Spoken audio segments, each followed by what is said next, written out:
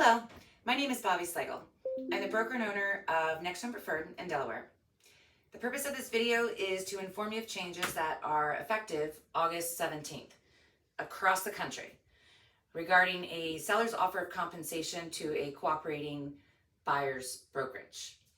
So if you haven't seen the headline at some point over the last year relating to several class action lawsuits against large real estate companies, multiple listing services, also known as MLSs, and the National Association of Realtors, also known as NAR, I'm going to try to provide a short synopsis of what is a very long story.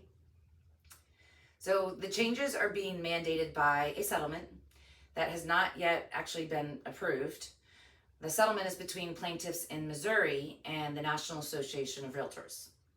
So even though the settlement has yet to be approved by the court, realtors and multiple listing services across the country are implementing the agreed upon changes to industry practices that have basically been in place for almost, over 40 years.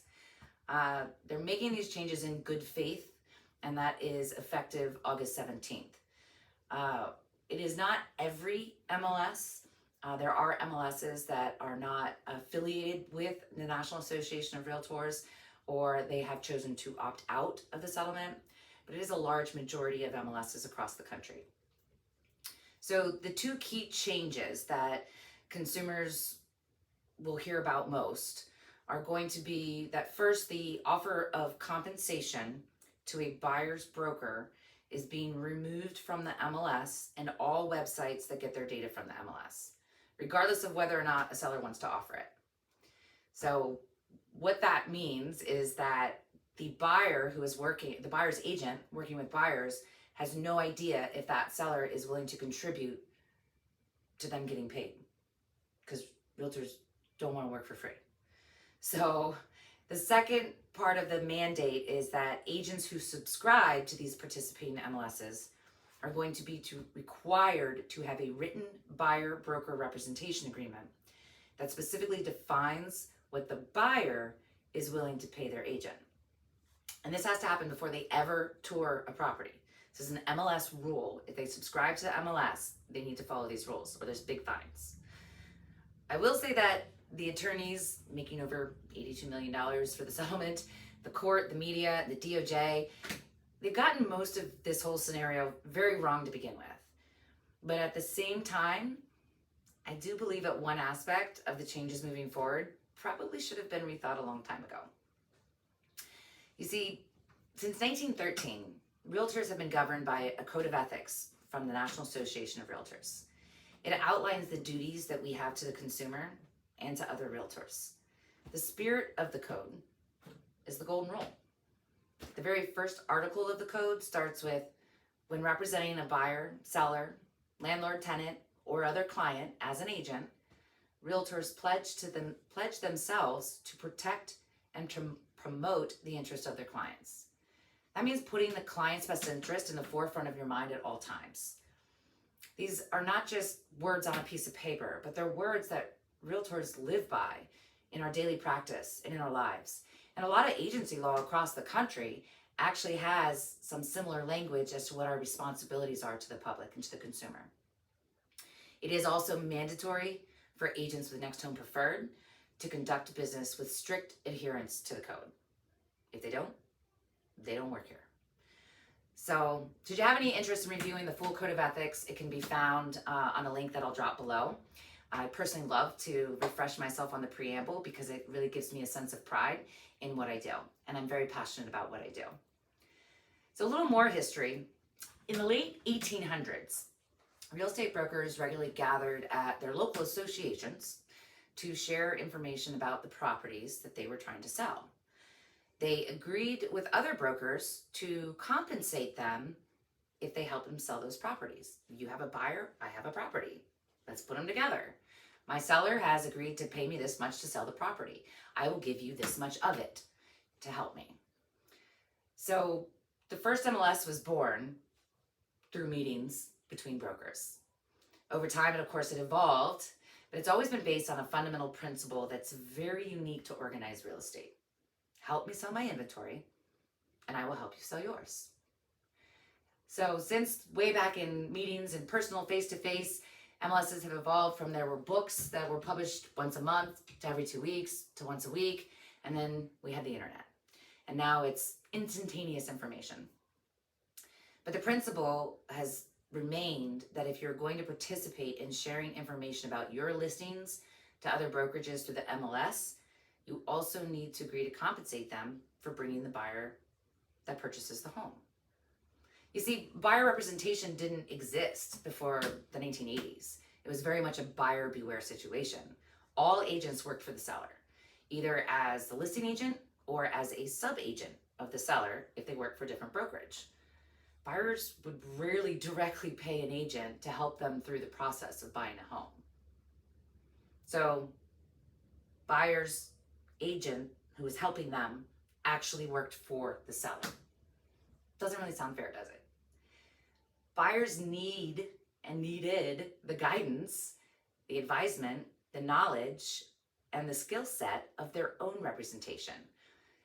It's a lot to navigate, a very complex process of purchasing what is the largest asset that most people will ever own. So, especially now, even more so, when the laws and the ordinances that are increasingly being implemented govern private property rights, every state, county, municipality are different. So how is a buyer going to pay for their own representation on top of down payments, transfer taxes, mortgage fees, title fees, inspections, land surveys, and on and on and on?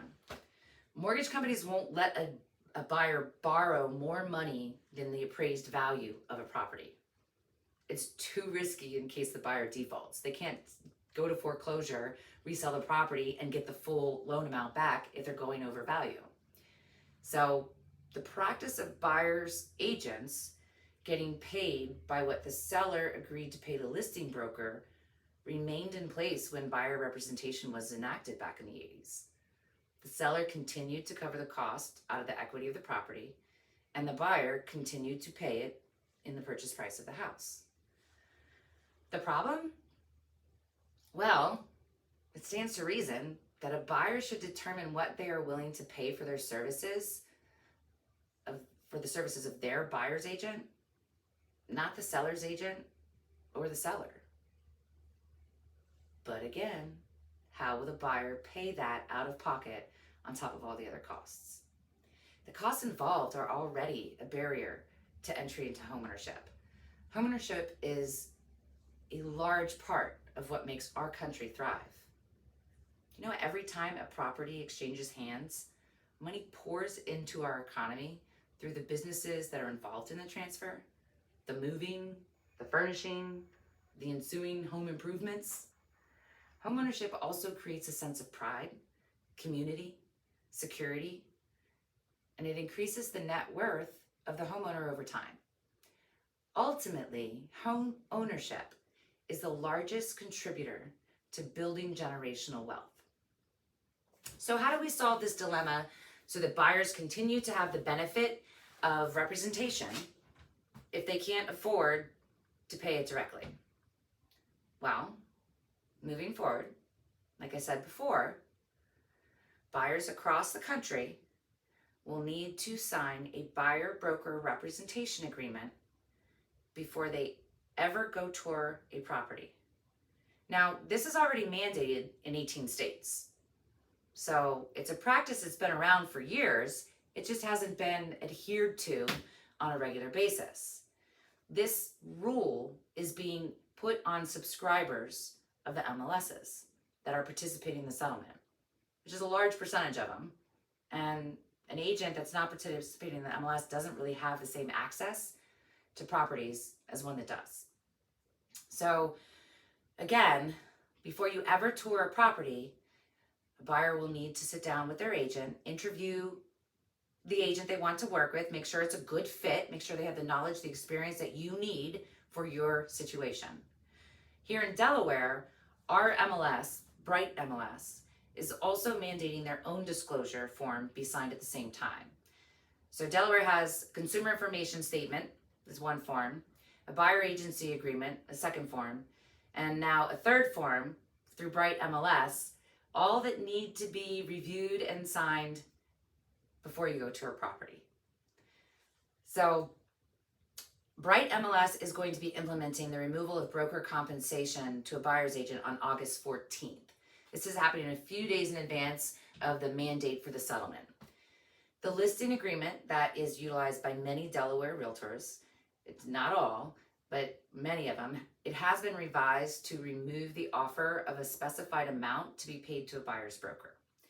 So there is an added question in that listing agreement that asks, is the listing agent able to market the seller's willingness to consider any concessions in an offer from a buyer?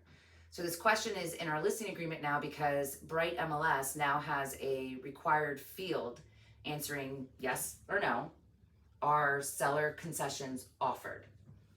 So there's an optional field that follows that field where you can provide an amount, and brokerages across the state and the country will have their own policies on how they advise their sellers regarding these changes. Here at NextHome Preferred, we are informing our sellers that you do not need to offer any specific amount. However, you can expect that a large percentage of buyers will ask in their offer for help to pay their buyer's agent and or other closing costs.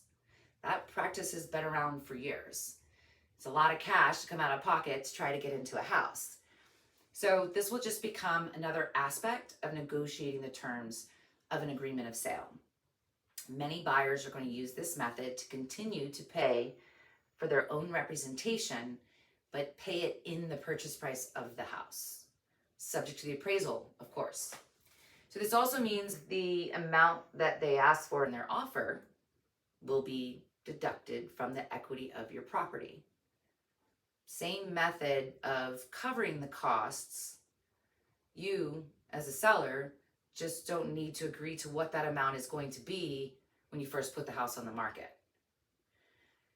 Keep in mind that a skilled agent is a skilled negotiator, which also means they are likely to negotiate a fair and reasonable compensation with their buyer client.